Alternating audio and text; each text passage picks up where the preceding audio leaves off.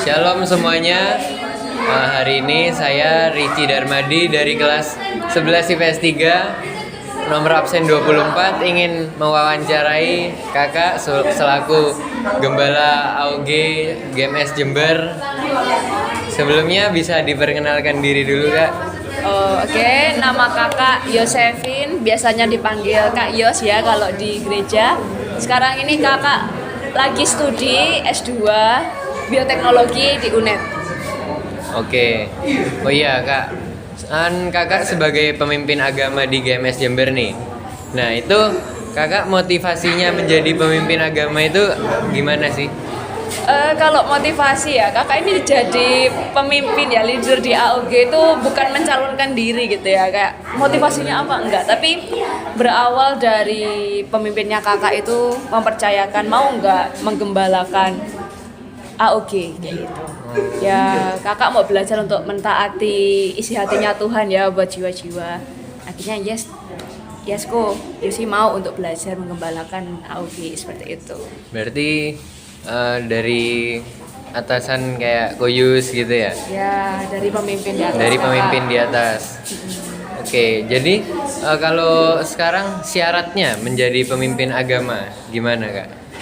Kalau syaratnya itu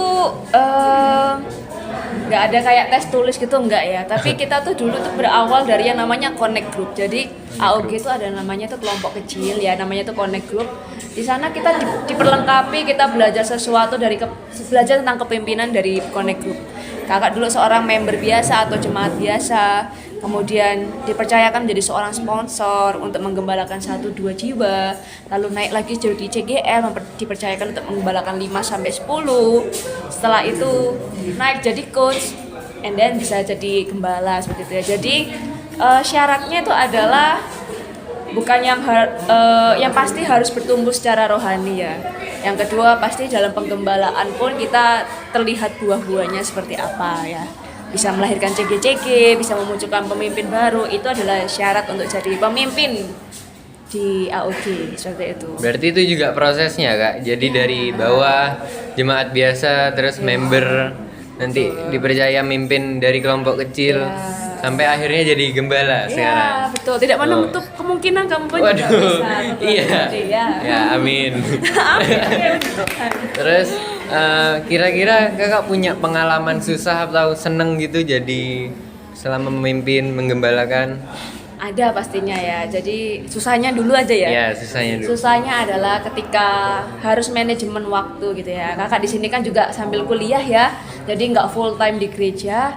Jadi kakak harus benar-benar manage sebaik mungkin antara kuliah, kakak juga sambil nyambi kerja juga sebenarnya, lalu juga sama pelayanan di AUG. Jadi benar-benar ya susahnya tuh manage waktunya, tapi ya ketika kita benar-benar mau melakukannya dengan segenap hati, kita benar-benar teliti dengan waktu kita, ya puji Tuhannya itu bisa terkendalikan seperti itu.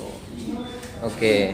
Kalau senengnya, Kak? Oh ya, kalau senengnya ya ketika melihat anak-anak dilawat Tuhan, dijamah Tuhan, mengalami perubahan hidup, itu senengnya tuh nggak tergantikan pokoknya. Oh, iya. Kira terus selama menjadi gembala nih, tantangannya itu apa sih, Kak?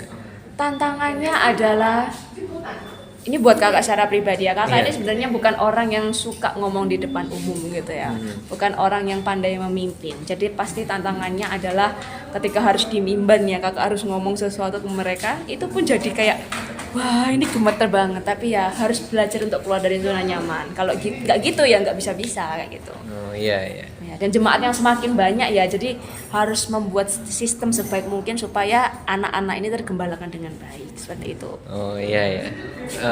Sebagai penutup nih, Kak, ada kata-kata enggak? Kata-kata hari ini buat teman-temannya Rici. Oke, kata-kata hari ini ya buat teman-temannya Rici. Ayo anak-anak muda terus bertumbuh dalam Tuhan, jangan sia-siakan waktu masa muda kita. Ayo investasikan waktu terbaik kita untuk sungguh-sungguh dan cinta Tuhan, karena masa depan kita ditentukan dari hari ini.